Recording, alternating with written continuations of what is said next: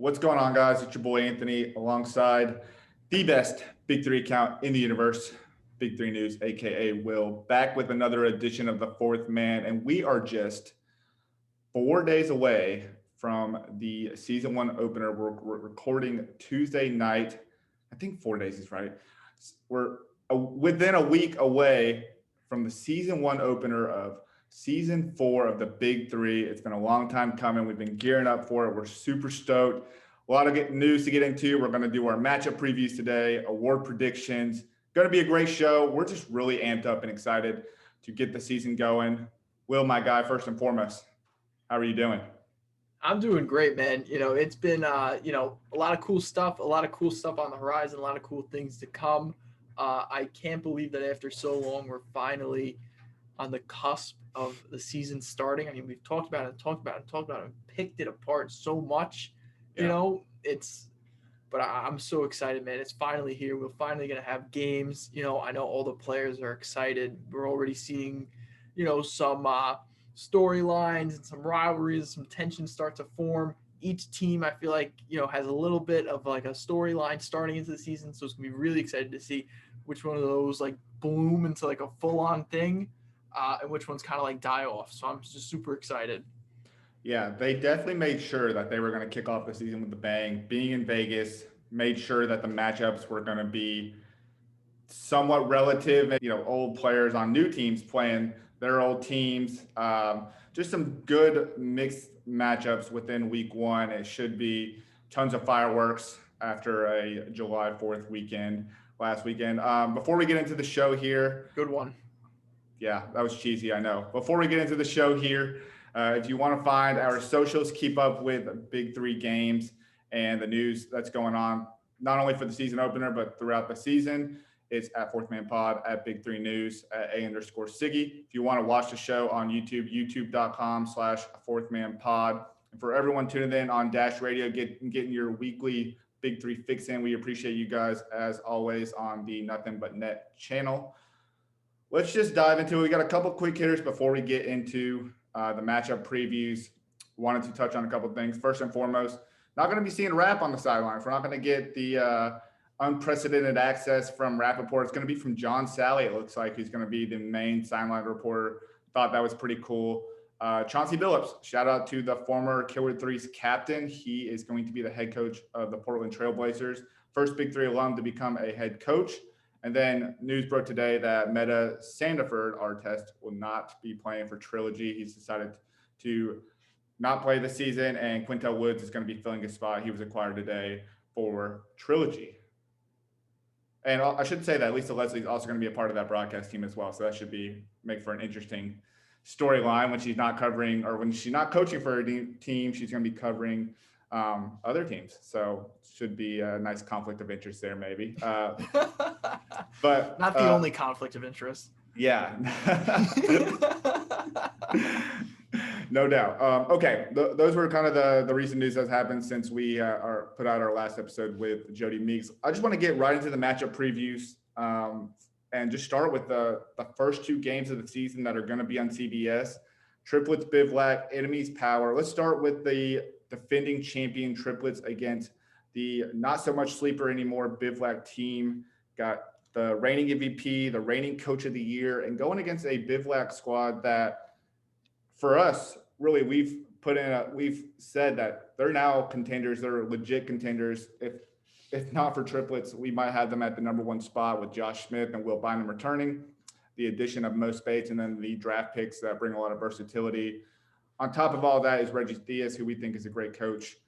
What do we think of about that week one matchup, just to kind of kick off the Big 3 season? I mean, I'll tell you what, they definitely, like, you could tell that this like schedule was like designed, there was no like computer program, like they were choosing the matchup.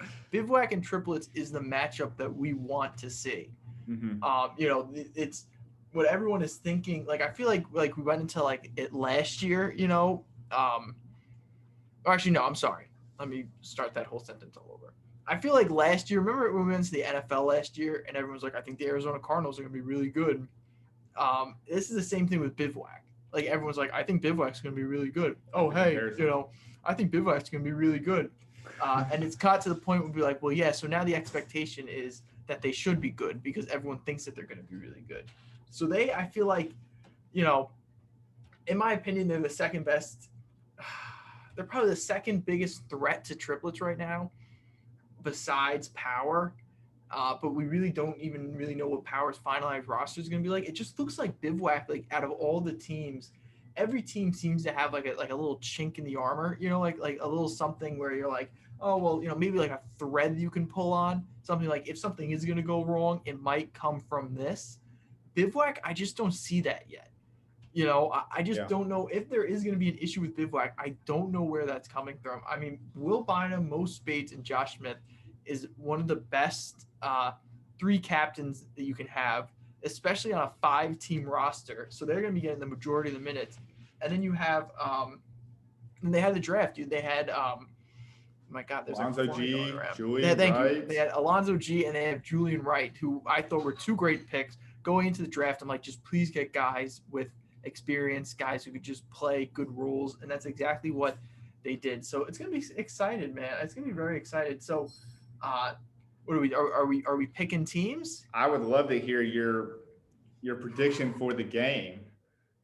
I would say I'm gonna have to give it to triplets. After everything that I just said was in the realm of who's gonna challenge triplets, and until proven otherwise, Joe Johnson is on another planet compared to everybody else, and triplets are the team around him. I mean, I think I'm pretty sure, were they already practicing? Were they one of the teams that have already gotten a practice in?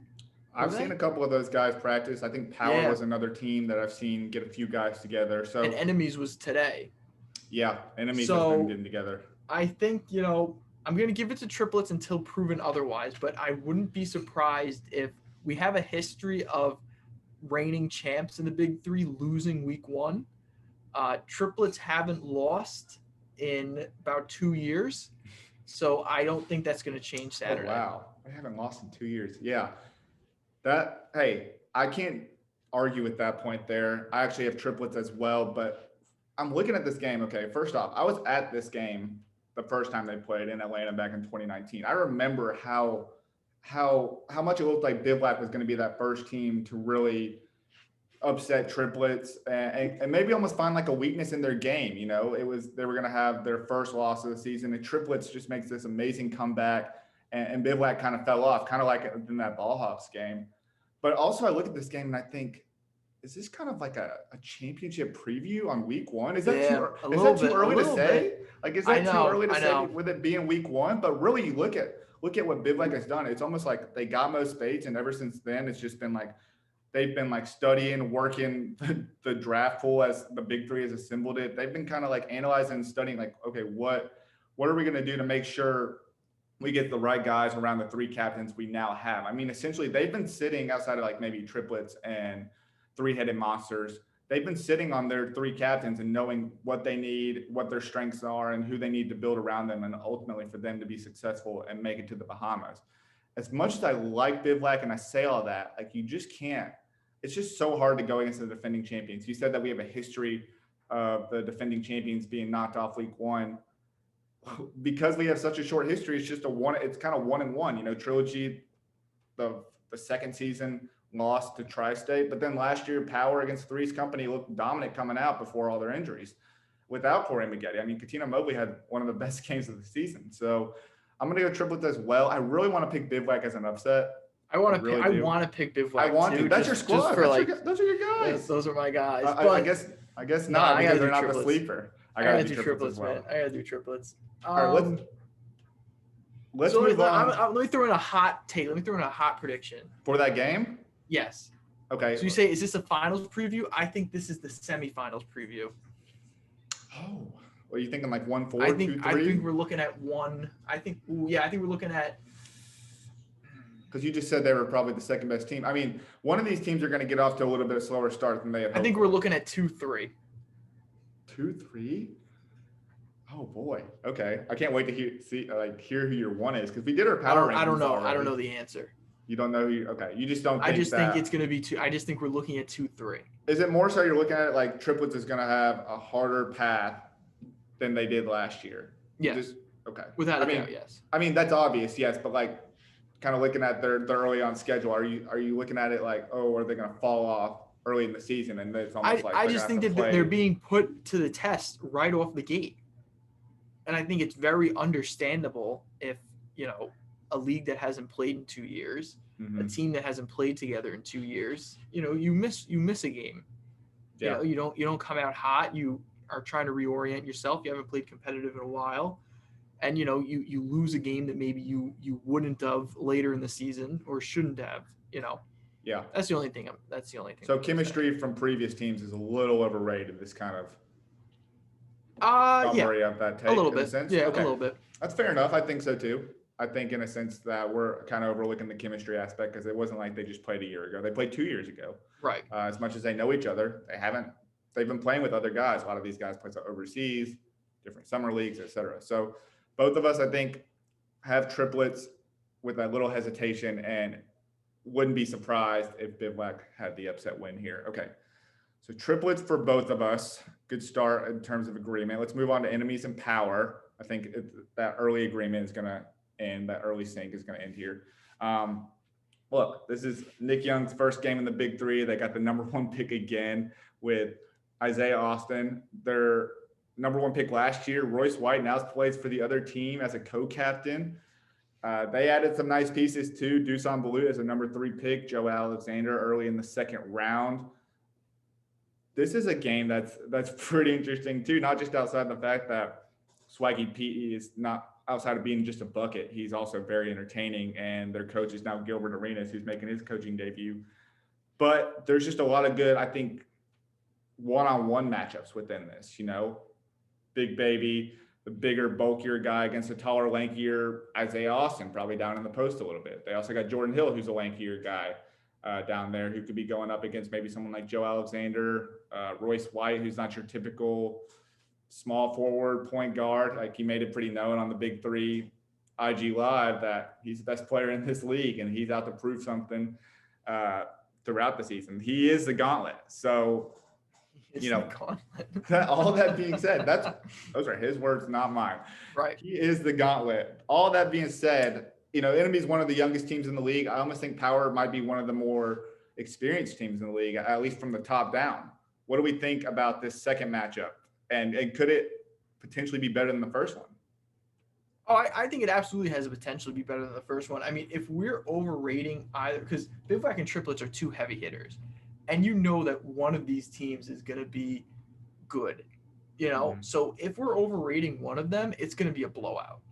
Because triplets have to be as good as we think they are to keep up with Bivouac, and vice versa. Mm-hmm. You understand what I'm saying? That's a good point. So if Bivouac just doesn't have it, or if triplets comes out flat, it's gonna be, a massacre. But power and enemies, I feel like power and enemies are probably at this point in time probably a little bit more like, their ceilings are probably closer, or their floors are at least closer. Mm-hmm. I wouldn't be surprised if Power comes out and gets smacked in the mouth week 1. I feel like this is a team that had a lot of, question marks around their draft, a lot of departures over the season. You pick up Royce White, who obviously is coming in with all the confidence in the world. He's going to make it a personal matchup versus enemies. You already know he's taking it as personally as possible. Yeah. But I still have to take Power. I have to take Nancy Lieberman. Granted, both of these teams, we know they are together. They are practicing. Mm-hmm. Yeah. We didn't see Dusan Balut in any of the practice films, but I believe Enemies was full together. So it'll be interesting to see if Power has their full team week 1. But barring that they don't, or barring that if it's a full Power versus full Enemies, I still have to rock with Power, just because I wouldn't be surprised with all the talent that Enemies has. We said the same thing going into last year, and it just, the funny thing is we said the same thing going into last year, and they started off really hot. So they lost week 1 though. They did lose week 1, but they did start off hot. Yes, they start off hot. So I'm thinking it's going to take a week for everybody to figure out their roles. I mean, Royce White talked about that. He said on Enemies, it wasn't really a clear who's the ball going through. Yeah. And he said, like in Power, where there is a clear game plan. So I'm going to go with Power. Okay. That's fair. And I'm not too concerned, even whether it's Doosan or anybody on enemies or power, if they're missing week one for whatever reason. You said we haven't seen Doosan yet.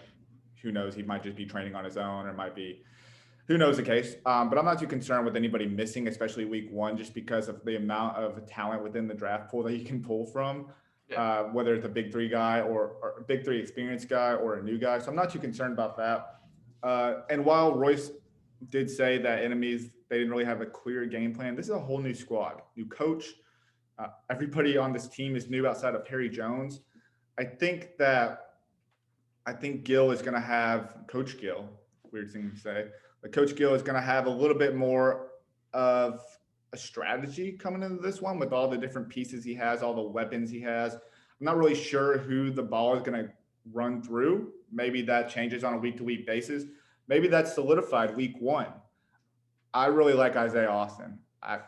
He's the number one pick for a reason. I think that Gill is going to, I think between what we initially thought when Jordan Hill was going to be the number one pick and what actually happened and Isaiah Austin being number one pick, I think if there was no Gill in the picture, Jordan Hill would have been that number one pick. I kind of think that because Gill was the coach, in a sense, he was like, hey, we got to take Isaiah earlier. He's going to be gone. I think he's going to be a really valuable addition to this team. And that's how it went down. That's a smart move by Gilbert Arenas. Yeah, and I really think that Gill is going to utilize that from the get-go. I think everybody's going to have a good game. I think seeing enemies train early on is a good sign. We also did see that last year too. So, there's a little bit of a mystery. A little deja vu. Yeah, a little deja vu, and whether or not it will actually work. Hopefully results are different because I have enemies in this one. I hate to doubt power. I've done it now on the power rankings and the week one matchup previews, but I just really like this enemy squad. I think there's a lot different team, a lot of different players stepping up to the plate here. And I think that we're going to see a big time game from Isaiah Austin coming out the gates. So enemies for me, power for you. We both had triplets. Those are the games on CBS.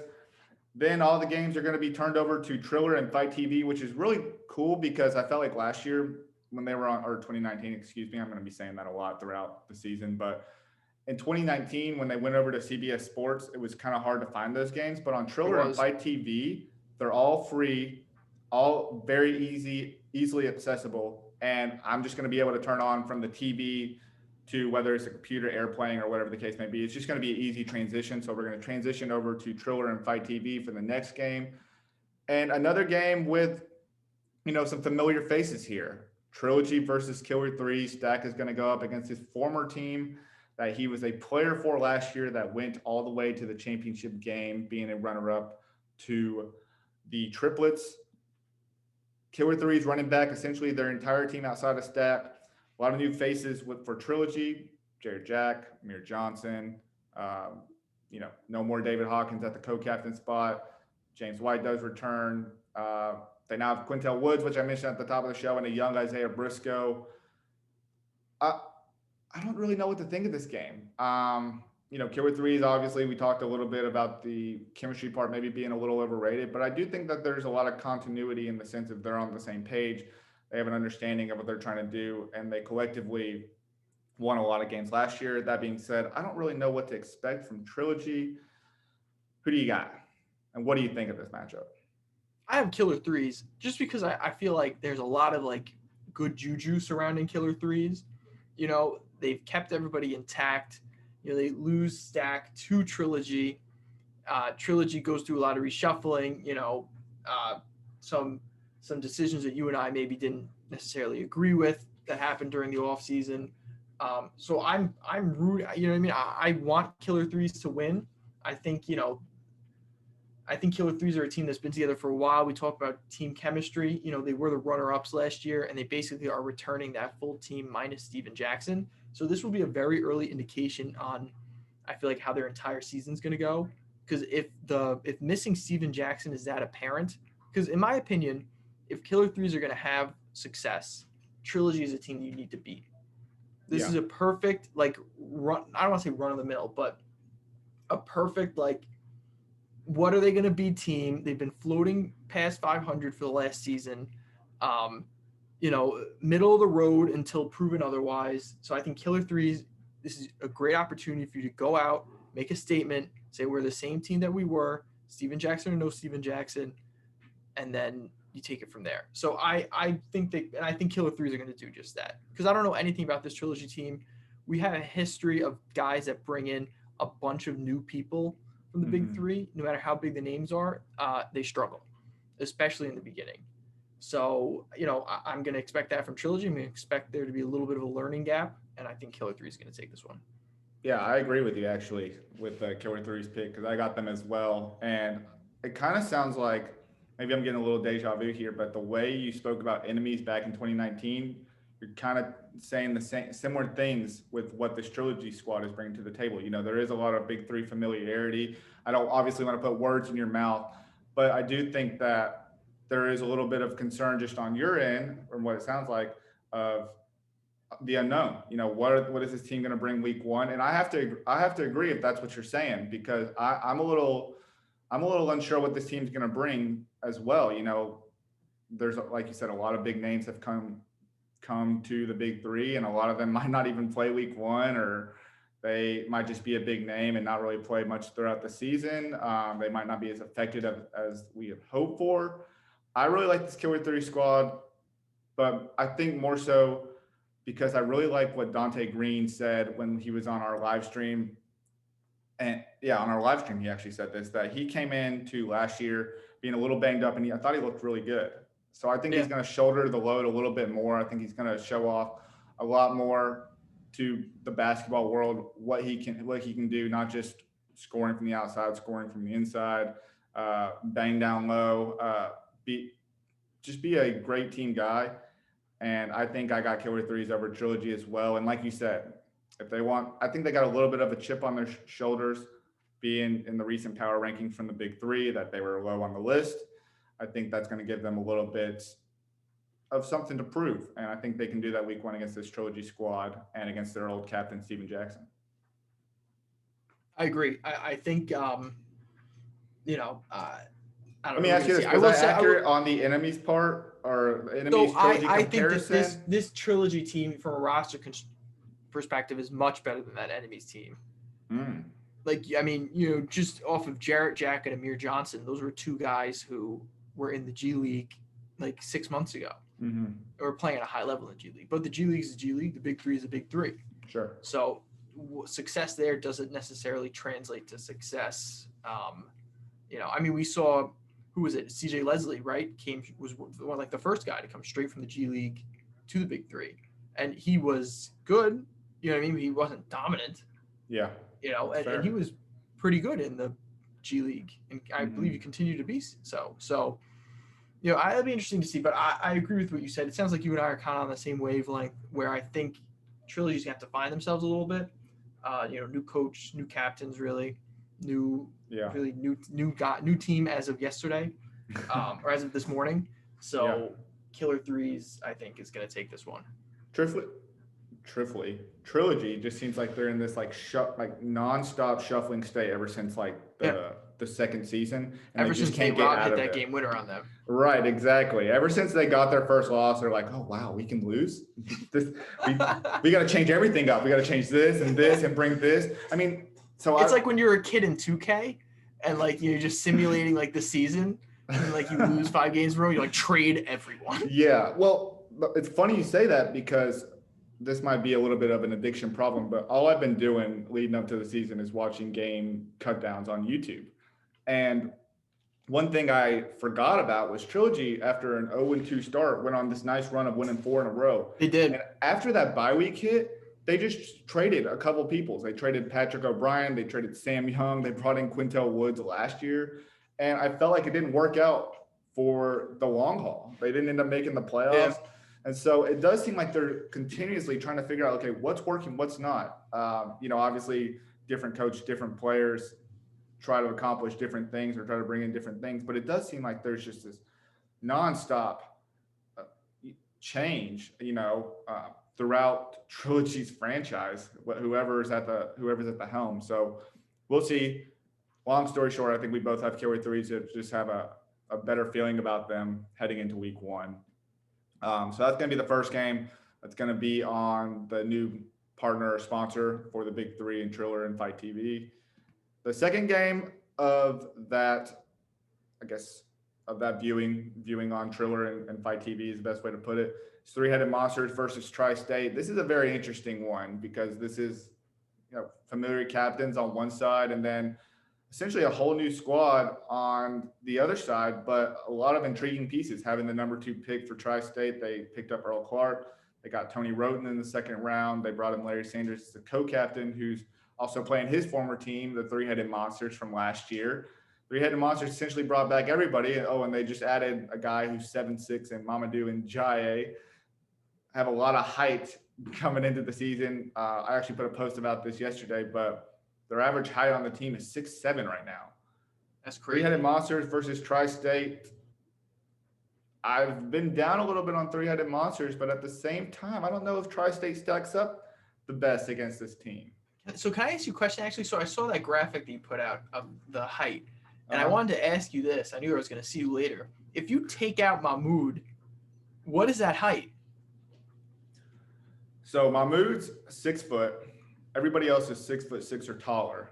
That's what I Three mean. guys So on the team are 6'8" or taller. It's probably closer to the 6'10". probably like range. 6'9", 6'10". That's crazy to me. Yeah. Like that's insane. Mahmoud really is the outlier and makes their height average drop significantly. But that being said, though, if you want to talk about flaws, that's like your only.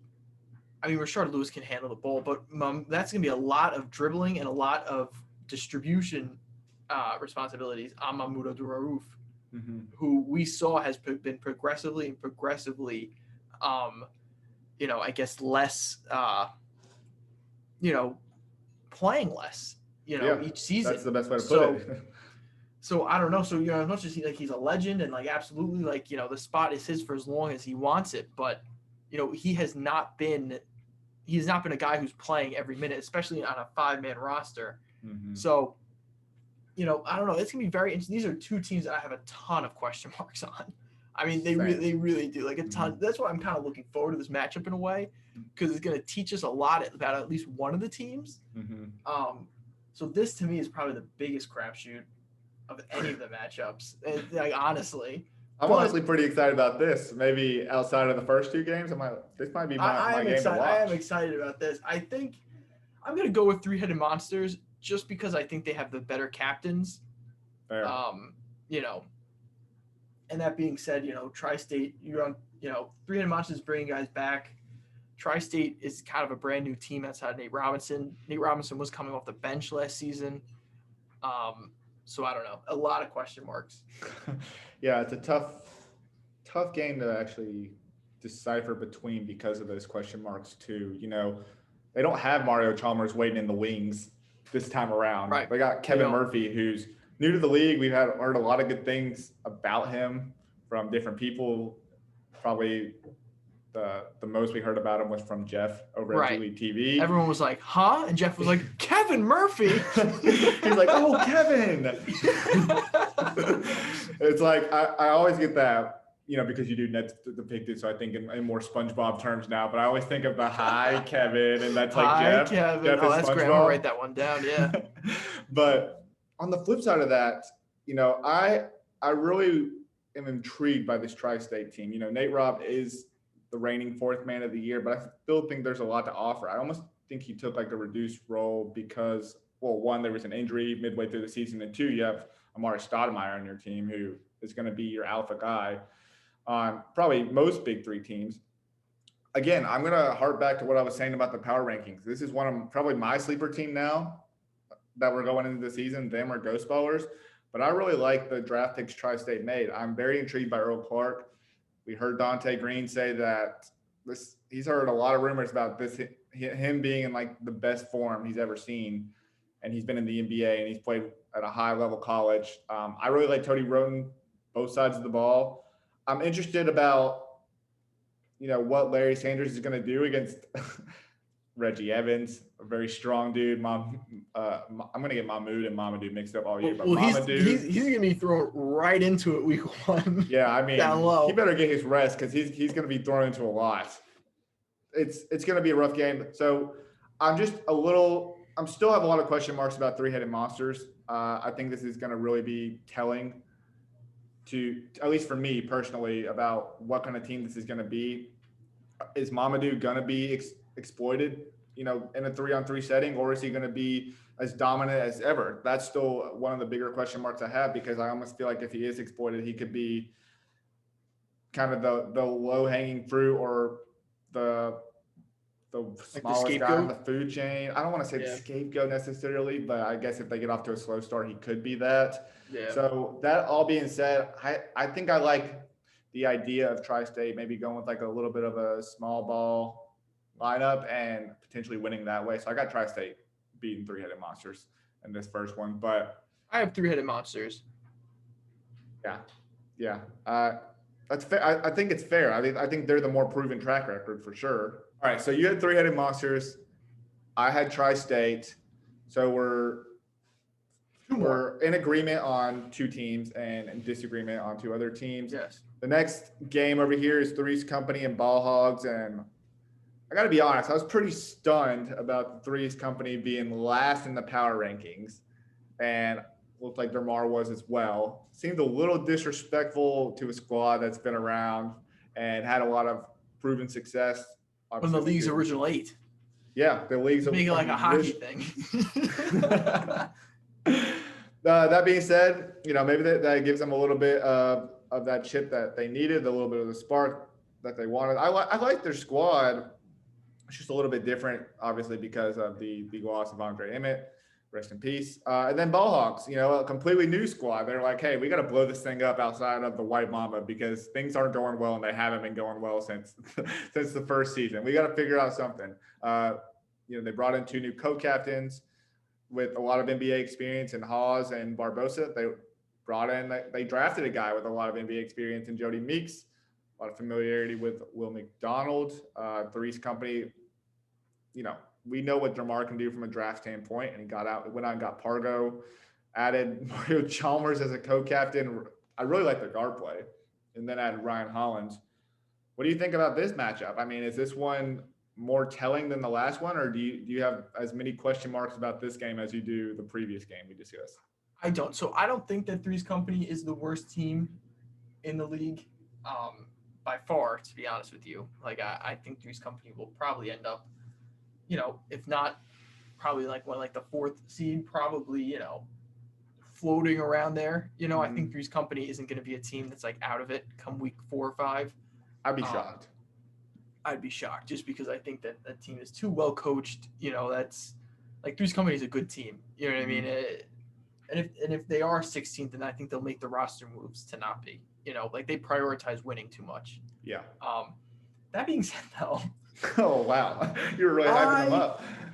I think I'm kind of talking myself into this being the year of the Ball Hogs. Wow. This is a brand new team. This is a very talented roster from top to bottom. Like, it just is. What do you mean by their year? I mean, is this like a winning record? Like, are they going to be fighting for a spot to the Bahamas, or is it more like? I think they're going to put up a very respectable fight. If they have the same season that like Trilogy had last season, or like Bivouac or someone like that. That's a really good season. Or that's what I mean. That's a good season by their terms. I think this is going to be like when the Browns, when Cleveland lost in Baltimore. Mm-hmm. You know what I'm talking about, that one year when I was like, the Browns are back, and then they lose in Baltimore. They're so close, but then they build on that, and they get Freddie Kitchens and they build on it, and then they just they take it to the moon. I think Ball Hogs are gonna have that type of season. I don't think they're gonna be the worst team in the league. Seems early for that. The Browns went through 20 years of turmoil. I think you look at this team, and I think it's a different world, man. Just go ahead and say it. Go ahead and say it. It's a different world. I think Ball Hogs are going to win this game. They're going to be starting the season 1-0. I think You they're think going they're to be, for going the to be a first time 500, in franchise history, they will be over 500. and they're going to be a 500 team? Is essentially what you're saying. You think they might be a 4-4 team, just missing the playoffs? Yeah. I don't hate I it, think actually. I think they're going to be like so it's so weird, right? Because like 4-4, and then I'm like, I don't know if they'll be 4-4, maybe 3-5. But then like I'm really saying to myself, like, oh wow, like look at you, Will, so brave, choosing them to win 3 games. I mean, by Like that's their really not that standards, good. But well, by by their their standards, standards, that's just what, one more win than their all-time best. mm-hmm, mm-hmm. So I guess let me put my money where my mouth is. I'm gonna say yes, this team will finish at least 500. Okay.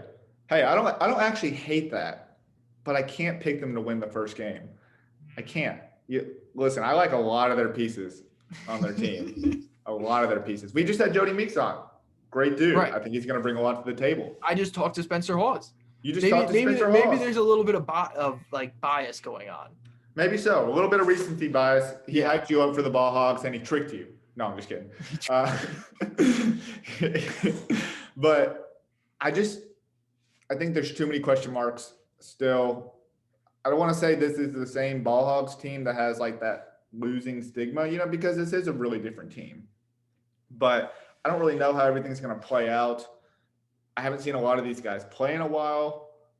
And I know a lot of what at least Three's company is going to look like. Think about this. Three's company, every single guy on their roster has Big 3 experience. Most of those guys have multiple years of Big 3 experience. I like that, I guess, veteran.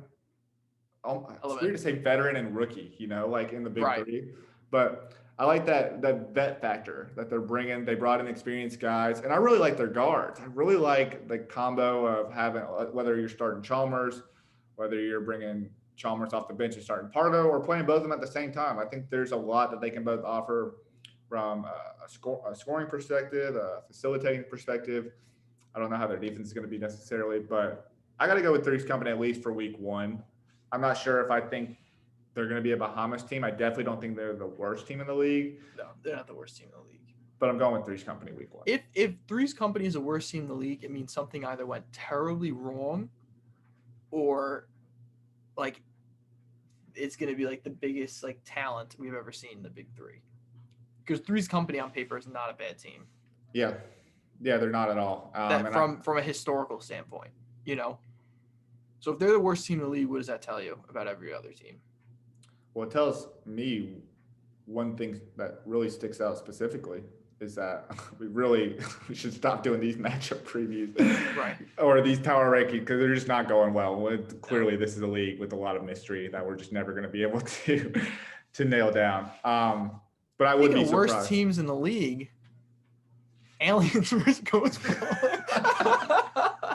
Wow, the transition. So yeah, Aliens versus Ghost Ballers is going to be the last game of the week. It's looking like right now. Looking like Andre Owens is going to be a part of that Alien squad from what we know right now. And on the flip side, we're not hearing anything different. I feel like we're playing a little bit of like a game of chicken here, where it's kind of like, when is the news going to come out? He's not playing. When is it coming out? He's not playing. Oh, he's suiting up. He's shooting. He's really playing. He's really playing. He's in layup lines. That means really they just added Balkman to a team that we're pretty familiar with. And on the flip side, Ghost Ballers. I'm beginning to wonder, is Chris Johnson going to be there for week 1? He's still playing over there in Australia. He's in the MVP race, like the top 5 in the MVP race. I know. But He's that crazy, does, man. I think Chris Johnson really does make or break the results of this game week 1. Aliens aren't even that bad of a team, man. No team is bad. That's the thing. No team is bad. There is going to be a bad team. There's going to be a bad team. There's going to be a bad team. That's where I'm confused. That's where I'm concerned, right? Okay, let me ask you this, because this is something that really shocked me last year with Ball Hogs. Yeah. When they played triplets, they lost 50-32. Is that a sign that I shouldn't be talking about this? I'm gonna do it anyways. Triplets beat Ball Hogs 50-32 last year. And I think there's another game that Three's company lost, maybe. that it was like 50-28. Right. Maybe it wasn't threes company, but maybe it was Very rarely is there like trouncings. But do we think we even see a trouncing this year? I guess I should say. Yes. You think so? I just think like the law of averages tells you that there's gonna be either every team's gonna be floating around 500, which kind of sucks from a fan perspective. I'm not gonna lie to you. You I know, happened last year. No, there were two teams. Power and Triplets didn't lose until like week 8. And then remember, three-headed monster. They played each other. No, but I'm pretty sure when they played each other, they were both like 5-0. Yeah, they definitely were not 5-0 because I remember Big Baby getting ejected and then losing that same game like week 3. No, that's Power. Oh wait, I just said that. We're talking about Power, right? Okay. We are talking about Power. I just feel like they were both at least like 4-0 because then the wheels started to come off for Power a little bit. I feel like there were a lot of teams that were 4-4 last year. And there were a ton of teams that were 4-4, but there was like 2 teams that didn't lose a game, and there were 2 teams that didn't win a game. So I just feel like, just the way that sports happen, there's always that team that. But looking at this from a premature perspective I'm just concerned just because I know that one of these teams is going to be bad. I know that one of these teams, probably 2 of these teams, is going to struggle and not look good. And I feel like we're doing this backwards. Like most people are picking out the 2 best teams, and we're like, which team could be bad? Well, because we just talked about how each one of these teams is going to be good and the chemistry. And I'm really excited to see this person. But then when it comes down to it, who's going to be in last place? Who is the worst team in the league? Because I just joked around and said Aliens because I'll man up to it. I put Aliens as last. Mm-hmm. But if you think about it, especially if Andre Owens is playing, I kind of copped out and was like, oh, I put them as last because I don't think Andre Owens is going to play. But let's say they do, and let's say Balkman is worth the pick that they used on him. Mm-hmm. They weren't a bad team last year. No, they weren't. They literally had to win by 7 points in their last game to make the playoffs. And I think they did, and they ended up finishing like 9th or 10th because they were tied for 4th place with everybody else. That's what I mean. So I just feel like we're running into that again. That's a really good point. If we had to say it right now, who we think the 2 worst teams are, and you can reflect on your power rankings, or if you have different thoughts leading up to week 1, I mean, who would that be? That might be the $1 million question. I mean, I'll say the team I probably have the most questions about at this point in time is probably Tri-State and Aliens. History tells me that Ball Hogs will be fighting an uphill battle. Yeah. But I think they have the talent to do it. Ghost Ballers will be a fun story if they're good. But they also consist of an amalgamation of players who have not seen a lot of team success. Ricky Davis obviously has seen individual success in this league, but Ghost Ballers haven't made the Ghost Ballers haven't made the playoffs since 2017. That first season. Yeah, that first season. So really Ricky Davis is the only one that's seen any success. That's a good point. And you want to say Ball Hogs used to be but they're a brand new team. The easy pick. Yeah, I know. I still have a lot of question marks about 3-headed monsters, but it's like they have the MVP from season 1. I do too. 3-headed monster, I think, is absolutely in that conversation. Okay, let's talk about this game, and then we enemies. I'm kidding. Crazy. I'm kidding. That. Crazy. You're gonna make a lot of enemies. They hate me, bro. They hate me so much. This would be a good question for our listeners. Who do you think will be the 2 worst teams at the end of the year? Let us know in Instagram, Twitter comments. Let us know in the comments on YouTube if you're watching this. Hey, just DM us on whatever social media platform. If you find our personal handles, let us know. Because you can do that to Anthony. You can do that to me because I literally say it week in and week out. And Will has like 4 personal handles anyway, so it would be hard. I got rid of one of them. Okay, so I got rid of one of my original ones. 3 personal handles. Yes. But whoever's listening to the show, we'd like to know your thoughts. Who do you think will be the 2 worst teams? Because I think in years past we've seen a lot of big 3, I guess, unity. Like people love the big three, but we've never seen like people just be fans of teams, Right. which I think we're going to see a lot of this year. I think we've already seen that early on within comments, within people posting on their stories, just in general. So let us know what you guys think. That would be a really helpful question for us because clearly it's a hard decision because we think all these teams can be good. Yeah. That being said, what do you think of Aliens and Ghost Ballers? What do you think of this matchup? Aliens and Ghost Ballers, I think it's going to be Ghost Ballers. You know, I didn't even think about the idea that Chris Johnson wouldn't be available. You know, but I think, you know, I don't know, man. I think that might be like a game time decision because if Andre Owens is playing, Chris Johnson isn't, then I would probably give it to Aliens. If Andre Owens isn't playing and Chris Johnson is, then I'd probably give it to Ghost Ballers. Let's just assume everybody's playing right now. Assume that everybody's playing. Very fair. I would say, I mean, I would know for the vibes, I'd want Ghost Ballers to win. For the vibes. The vibes for Ghost, you know, I would like Ghost Ballers to win. And intelligence is telling me to go for the vibes. So Ghost Ballers. Okay. I gotta say Ghost Ballers too. If Chris Johnson is playing, he has looked incredible overseas. I mean, he's fighting for an MVP spot right now. He looks insane. I don't think he was utilized enough. And I look at some of the Ghost Baller games from last year after he was traded, and he actually looks really good. There's a reason he went number 2 last year because he looked so good at the combine.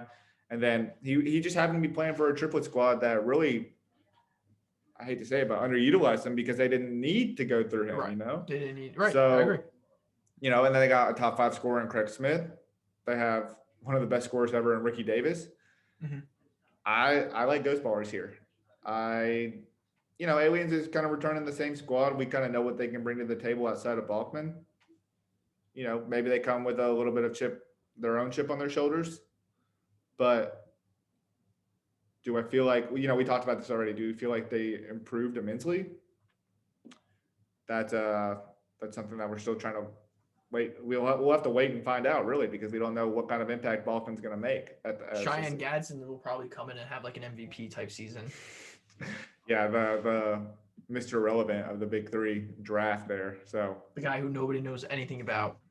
He's gone quiet on the social media radar. So we're just never gonna know. We have no idea who he is. We have no idea who he is, and I guarantee he's gonna come and drop like 15, and we're all gonna be like, "Holy shit! Like, who is this guy?" Wow, that guy's nice. He's gonna be the Will McDonald this year. Yeah, probably. That's gonna be my take. Yeah, I think I have Ghost Ballers as well. Okay. So there you have it. We have our matchup previews. All right, so we're going to go through a little bit of our award predictions quickly here. I guess we'll say the MVP for last because that's just the most exhilarating award here. Let's start with our Trash Talker of the Year award, won by Gary Payton a lot. I feel like we're going to have a lot of trash talking this year. Going to be a highly contested award. What do you think? I think it's going to go to Royce White. Ooh, man. I think it's somebody who's been, I think Royce White or like Nick Young. But I feel like Nick Young is like too quiet, you know? Yeah. Like he's goofy. You know, like he's definitely going to be talking a lot of trash. But I feel like Royce White will be like in the camera's face, like letting you know. So I'm going to give it to Royce White. Yeah, I think I actually had Royce White here too. I felt like it was. Oh, did you actually? Yeah, no, I wrote some of these down just kind of quickly as we were going through the show. And, you know, I think he's already off to a good start. He already said he's the best player in this league. So right, yeah. I'm going to give it to the guy who's kind of the hair here. And all the tortoises are going to have to catch up. I hope the hair just stops halfway through. Where is he going with this? I don't know. He's got the early lead. That's where I'm going with it. Man, my references have been horrible today. But this will be the episode of horrible references. But we're just going to keep it going here. The Too Hard to Guard award. Got a lot of new faces in the league. Who do you think? Oh, that's a good one, man. So Too Hard to Guard is basically, I have assumed that is basically like Offensive Player of the Year. Essentially, at this point. The guy who just seems like unstoppable. It went to Will Bynum last season. I think Right. a lot of that had to do with like the highlights and like the mixtapes and everything. I'm gonna go with an interesting name. I'm gonna go with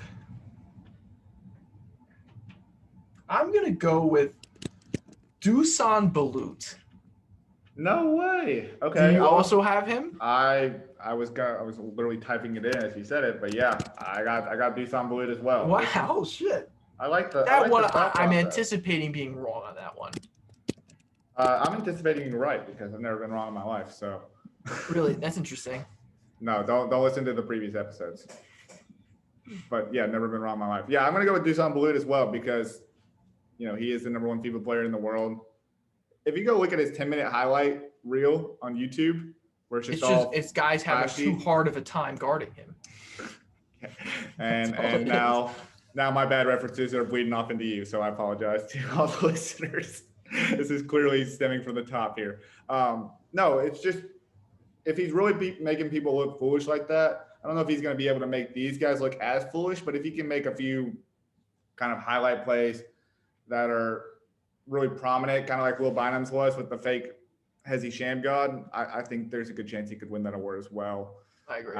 And he probably could have won that award a lot within the FIBA play. So go with Dusan as well. Okay, let's go with a fourth man of the year. Who are you thinking? This is kind of a tough one because we don't really know who's going to be starting. Right. Who's going to be coming off the bench. But it'd be really awkward when we pick someone and then they're starting. Yeah, I know, but let's give it a go. See if we can figure it out early on. This is kind of a tough one. This is a tough one. I'm looking at all the rosters right now. Oh, I got mine for sure. I think I know. I think I'm gonna go with, and hear me out on this one. I think I'm gonna go with Mario Chalmers. You think Pargo's going to be the starter then? I think Pargo's going to be the starter. I think you're going to run Ryan Hollins and either Drew Gooden or DeMar Johnson. I think Chalmers is really going to be like a super sub type role where I think he probably will end up averaging top 3 in minutes. But yeah, I wouldn't be surprised if I see him just sort of, coming off the bench a little bit like a Manu Ginobili role. Okay. I kind of like that. Spot. See, we do have a history of Three's Company putting guys like Andre Emmett off the bench. Yeah, and even when he was like their best player in the league, they would still put him off the bench. Yeah, and he carried them for sure. See, I'm having a tough time with this one because I thought about the Three's Company team there. I've also thought about Mike Taylor, who I thought should have been the fourth man of the year last year. But I have a feeling he might be starting this year more so than coming off the bench. So it's kind of making me think like, okay, what does the starting lineup look like for Ghost Ballers? Is like Mike Taylor, Chris Johnson, and Craig Smith? Because if that's the case, I might just go with Ricky Davis. Yeah, I know. That's a good one because that seems like you have 4 starters there. Yeah, I think I'm going to go with Ricky Davis. He's the guy that year in and year out has proven that he can get his own shot and be at the top of the scoring leader. So I'm going to go with Ricky Davis if he does come off the bench. Defensive Player of the Year. What are you thinking? This one's kind of easy for me. This award historically, I feel like, has always gone to a big man. Yeah. This one is easy for you say. Pretty easy. I have multiple options just right off the dome. I'm going to say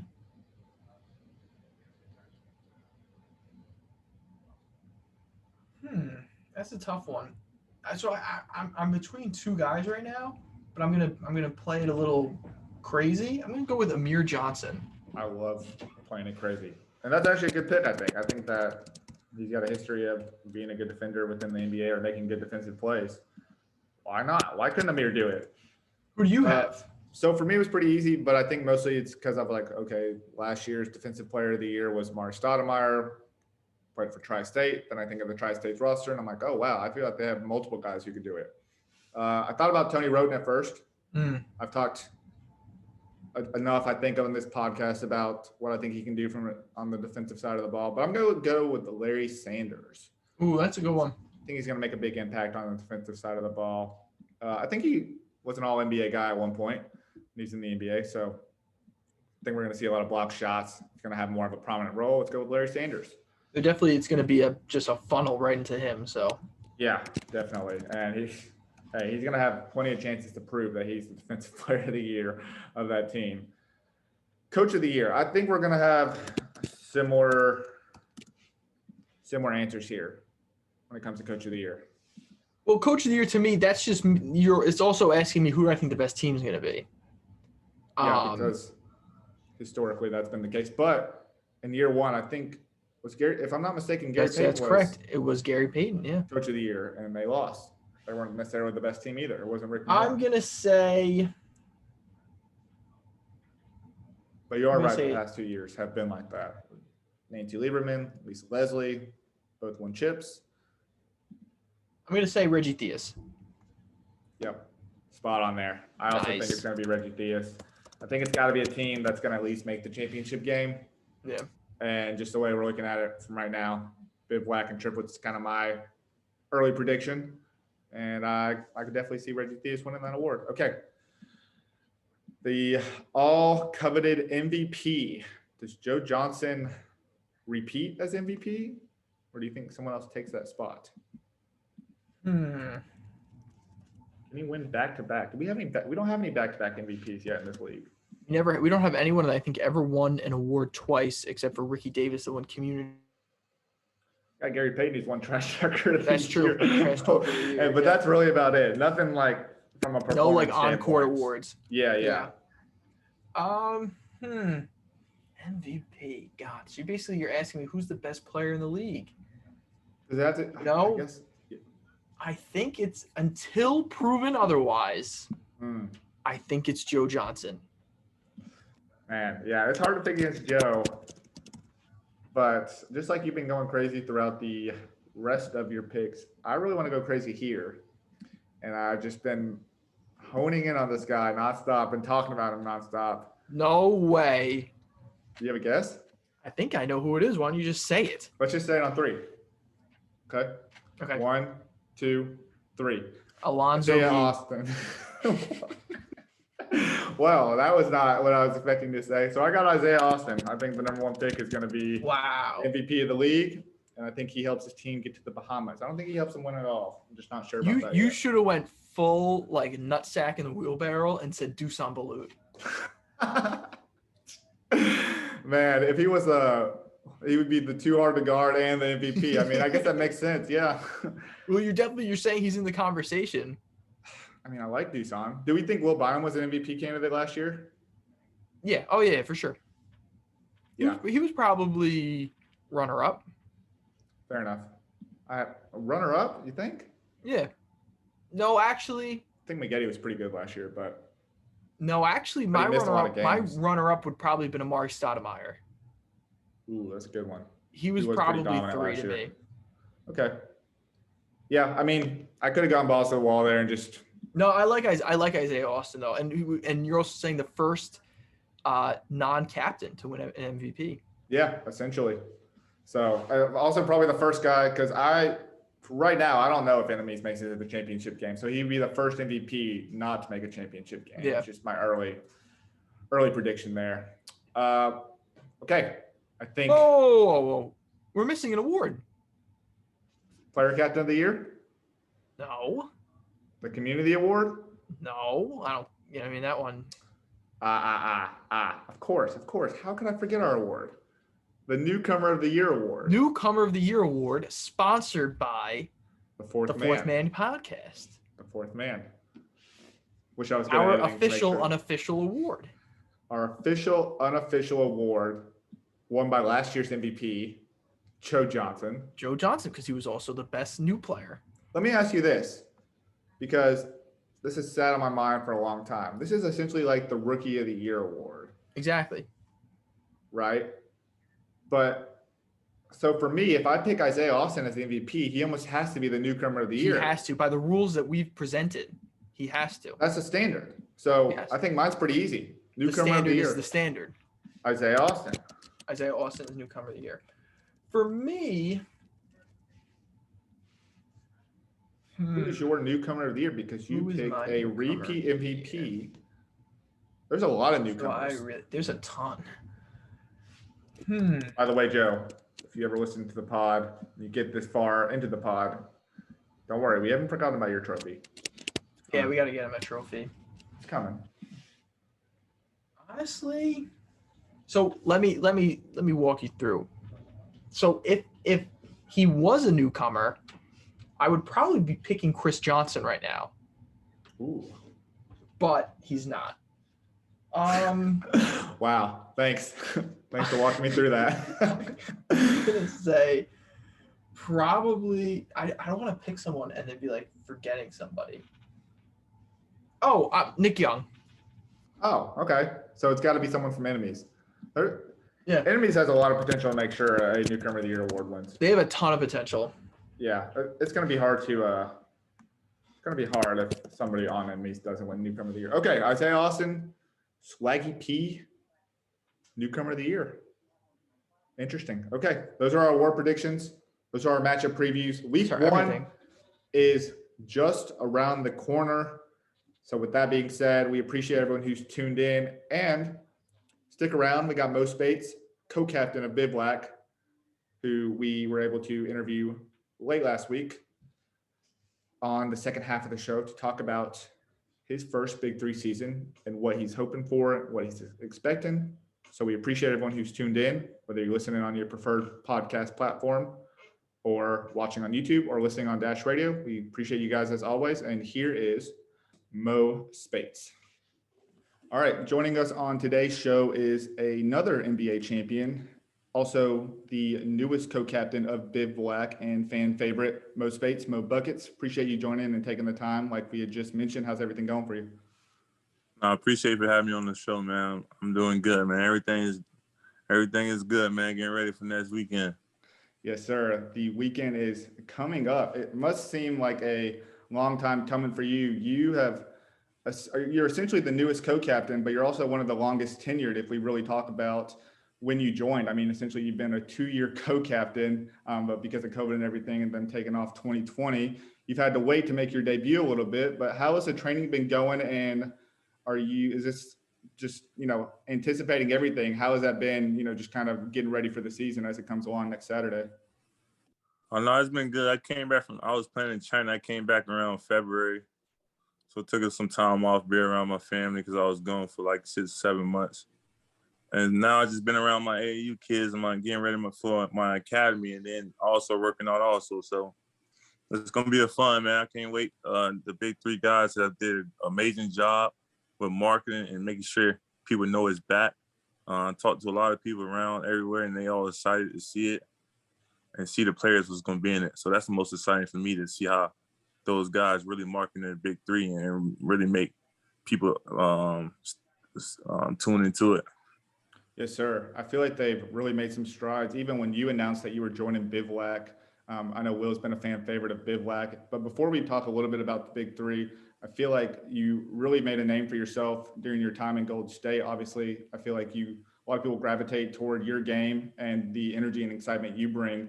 But really want to ask you about, your couple of years in Golden State. You were part of some crazy runs there. You got to play alongside some of the best to ever do it.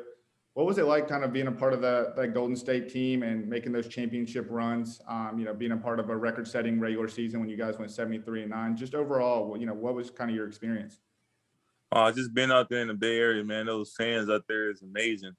The people out there is amazing. And then that's just a bonus to the great organization they got running out there with Bob Myers and Steve Kerr and Joe Lacob and Peter Gruber and those guys, man. They do a great job is making sure the players is first, making sure that the family of the players is right there with them. So it was amazing to be able to go to work, be able to battle with these guys at the highest level in front of the real and seeing how much people appreciate the way the game was played when we was out there. So it was amazing, man. I'll still talk to those guys all the time like it's my brother. So it was amazing, man. And can never take it for granted, man, especially the people out there. I really love the fans. I really love the people in North Cali and all the Warriors fans around the world. Yeah, I can only imagine. I actually work with a lot of people from that Silicon Valley, San Fran area, Oakland area. So big Warriors fans, and they really put the Warriors on their chest when they're representing the team and everything. And I mentioned you played with a couple of greats, obviously probably two of the greatest shooters ever in Steph and Clay. Do you have any memorable stories about Steph, Clay, or both Splash Bros during your time there? Just every day seeing them boys work on their craft. Seeing those guys going hard after practice, also in practice, just seeing them doing that every day, understanding why those guys shoot the way they do, because every day you're consistent. In life in general, if you're consistent with doing something, you'll end up being great or even good at it. You know what I mean? So for me to be firsthand seeing those guys do that, so it rubs off on everybody else. So it's just those guys are so humble, man. So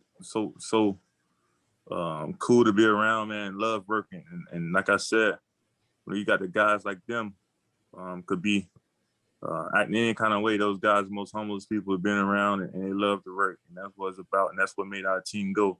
Those guys ready to work, and Draymond and everybody else ready to work. Everybody else fall in line. That's dope. Especially during that 2015 season, 73-9 is such an incredible accomplishment. Did you feel like, especially toward the end of that season, I feel like there was so much in the media. I mean, I feel like you guys were just, being talked about all the time. Did you ever get to a point where you felt like your biggest adversary wasn't, maybe somebody on the court, but, maybe just like the talking heads in the media and everyone trying to like pick you guys apart?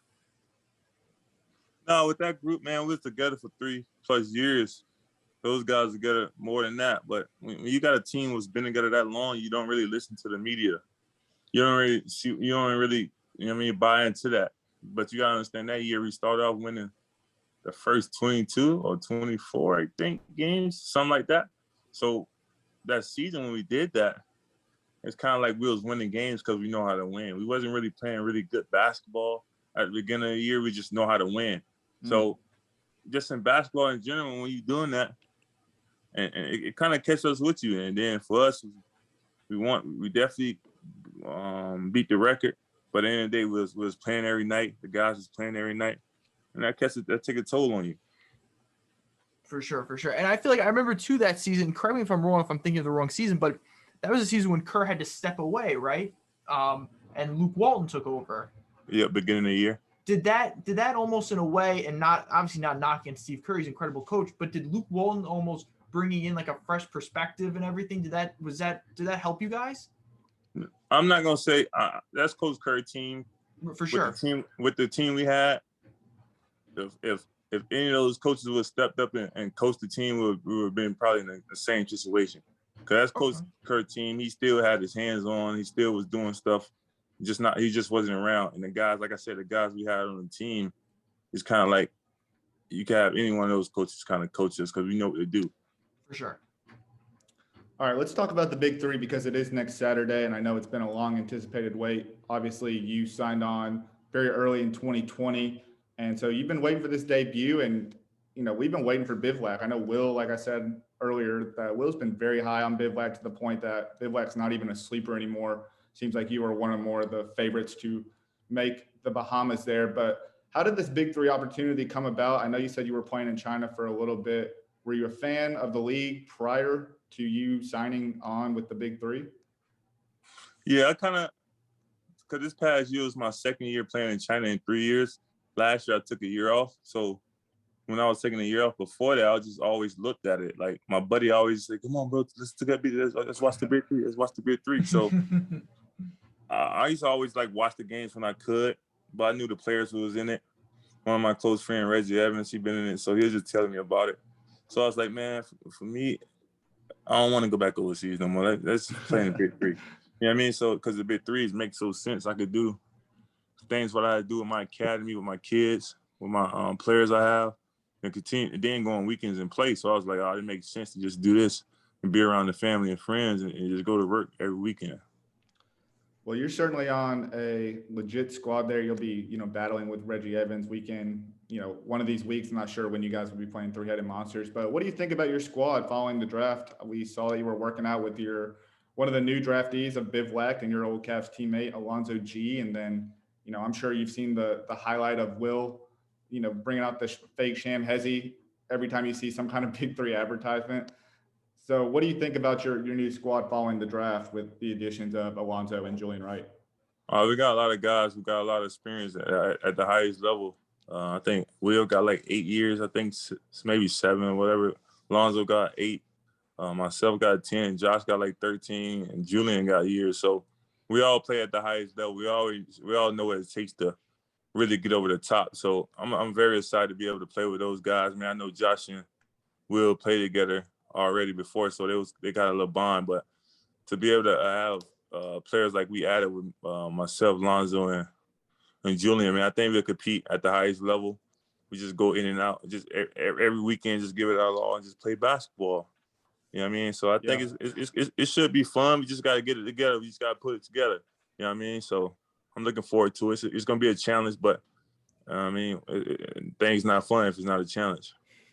For sure. What are you anticipating the biggest adjustment being for you going from 5v5 full court to 3v3 half court? That's the thing I've been thinking about all the time, man. Like I'm not. It's just gonna be like, man. Well, it's a tricky question because it's one of those things where like you don't know until you're in there.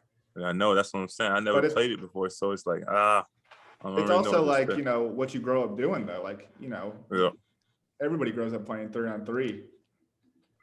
It's just gonna be fun because it's gonna be like a half court NBA game. Like you got all these fans around watching just half court 3-on-3. So your mistakes got to be minus because it hurt really bad compared to 4 more guys picking you up. You see what I'm saying? So it's kind of like you're gonna have a lot of attention on every possession. Every possession counts. So you got to go out there and just play every possession like it's your last because your mistakes got to be minus because it's only 3-on-3. For sure. That's a good way to look at it. Especially because I feel like I've been watching, me, I'm a Big 3 addict. And it almost seems like I just watch a lot of full cut down games of the Big 3. And what I've seen a lot that I think I didn't notice before is people will take more chances on shots and they'll just hit the backboard but won't hit rim. And people get easy baskets from that, So like you said, attention to detail is so vital here. Whereas even you were playing with one of the guys who would jack up shots. Granted, a lot of them went in, but in Steph, you played alongside him. He would shoot a lot of those shots, and I feel like some people within the Big 3 also take a little bit of risk there doing that, and sometimes it can ultimately lead to maybe a spark for a comeback with it not being a timed game, or even just can really damper you if you're down. So that's a really good way to look at it. I don't think that's something that someone's told us yet. One thing I think that we really like about Bivouac is the head coach, Reggie Theus. We think that he was a really good fit for Bivouac alongside, everyone you guys have added. Have you had any early conversations with your new head coach? I've been talking to Reggie for a couple of years, man. I know he coached in the league, so I know him when he was coaching in the league. And just like you said, I've been signed for like almost 2 years coming up. So I've been talking to him the most. Just talk about different stuff outside of basketball, and just the rules of the Big 3, because he said a lot of people get the rules messed up. So I'm just excited for it, man. It's here. If God will, man, we'll be playing this weekend, and we'll have fun, man. It's gonna be a fun time. Yeah, no doubt. That's cool. Y'all are building that camaraderie, and I know that Reggie is trying to make sure everyone knows the rules. He felt like that was, from what I've heard on the outside, he really felt like that hindered Bivouac, early on, before they were able to kind of get going and everything. You guys are playing, a primetime matchup, the first game of the Big 3 season, and season 4 against triplets, against the defending champion with the coach of the year and the MVP. What do you think about that? I'm sure you're pretty excited about that being your first game. Oh yeah, I mean, I'm just excited to see how we look, man. Just it's basketball. At the end of the day, we're gonna always play against other guys who know how to play basketball. But I feel like if the guys on our team, if we all locked in on the same goal and just play hard as we can and just do the things we gotta do, anything can happen. Those guys is definitely the champs. They did it before, but I feel like we got a team that's able to match up with anybody. So the main focus for us is let's think about how we could get better and how we could play together as a team, and everything else will play out itself. Is there a specific team, or you could even be a player that you personally are excited to match up against? I ain't really, I ain't really got nobody I'm really excited at. I'm What just about ready to Reggie? play. I'm sure you're excited to play against Reggie down low. Oh yeah, I know. Yeah, for sure. That's my guy, man. We always That's what gonna I battle. mean, yeah. And Reggie, listen, Reggie's been probably like the best rebounder in this league by far. So that, Y'all you know what I got mean? you. So that's gonna be a really fun matchup. I'm excited to see you versus Reggie. Big shout out to my guy Reggie. He's amazing. I never seen him in his best of shape ever. I never seen him before like Man. this. That's awesome. When y'all see this guy, y'all be like, oh my God. That's scary because he's been flat out dominant his first couple of years. So I'm really excited to see him. Well, y'all heard it from me first. This All guy's right. in great shape, probably college shape. Ooh, okay. Grind is real, as he would say. You know, one thing I think that you probably know this already, obviously, because you were there to experience it. I'm sure that a lot of people brought this up, but being, you know, you're one of 46 people to win both the collegiate championship and an NBA championship, but you could be one of the first people to win both of those and a Big 3 championship. Kind of have the triple crown a little bit. You know, there's been a handful of guys in the years past who've come through, fell a little bit short. I think Dante Jones was probably the closest, being in a Big 3 title game, but just falling short to power. You know, Mario Chalmers, Brandon Rush are a couple guys that are in the league, obviously fighting for a chip as well. What would you think about that? I mean, like being the first to really ever do that, kind of trailblazing that the record books there a little bit. No, it'd be a great accomplishment. But you know what I mean, because that's something that you dream about doing, man, just winning. You know what I mean? It's just so much people nowadays get caught up on just playing basketball and just playing good and always, you know what I mean, not really think about the winning and losing. They just think about just playing good. So being me like an older guy, not older, but being in my 30s, young 30s, that I'm always about winning, man. So if we could do it as a team, we could win as a team and whatever. Things like that always gonna come. You know what I mean? So that's how it was with Golden State, man. We went into practice, we went to games, playing our game, and end up winning the championship by doing that. So with the team this year in the Big 3, as long as we play basketball how we supposed to and do what we gotta do, you never know what's gonna happen at the end. So but that's definitely something that could happen if we play the right way. Yeah. You know, one thing that I'd like to hear, I know that you said you're pretty excited to play for the Big 3 and also be able to do things just stateside. Overseas is obviously a grind from what we've heard, so you're excited to be back. But you know, some people look at what Joe Johnson did last year with him getting a chance to play with the Pistons and think, hey, maybe this is an avenue also to get back to the NBA. Is your goal to get back to the NBA, or would you like to be like a Big 3 staple like some of these guys that have been in the league a couple of years? No, I'd rather be a Big 3 staple because I got so much stuff going on outside of basketball. Like NBA is cool. I did it. It's a small but chance if I did get the opportunity to go, I would go. But I got so much great things, and I love being around my family and just being home. So if it happens, I think about it. But at the end of the day, I just love being a part of Big 3 from now on. That's so Mo, dope. I'd love for you to expand upon some of these things you got going on. I hear you got, a pretty good youth program. Is it AAU, right? Yeah, AAU, yeah. Yeah, I'd love if you could talk about that because I've just heard nothing but incredible things you have going on, but I'm not too familiar with it. If you wouldn't mind just expanding on it.